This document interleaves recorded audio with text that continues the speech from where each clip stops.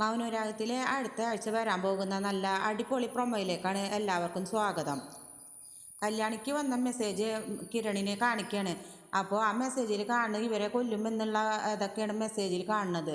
ആ മെസ്സേജിന് പിന്നിൽ ആരാണെന്ന് അന്വേഷിക്കുകയാണ് കിരൺ. അപ്പോൾ രാഹുലാണ് ഇതിൻ്റെ പിന്നിൽ നിന്ന് നല്ല സംശയമുണ്ട് ഇവർക്ക്.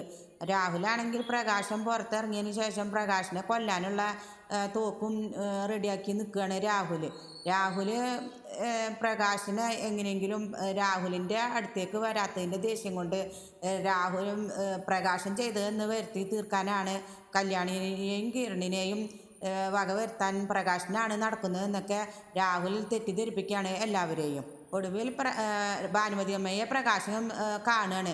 അപ്പോൾ പ്രകാശം പറയുന്നുണ്ട്, അമ്മേ ഞാൻ എൻ്റെ മക്കളെ ഞാൻ ഒന്നും ചെയ്യില്ല, ഇനി ഒരിക്കലും ഞാൻ ചെയ്യാനും പോകുന്നില്ല.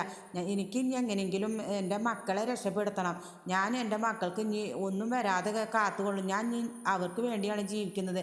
എന്നെ ആരും മനസ്സിലാക്കിയില്ലെങ്കിലും എനിക്കറിയാം എൻ്റെ സത്യം എന്താണെന്ന്.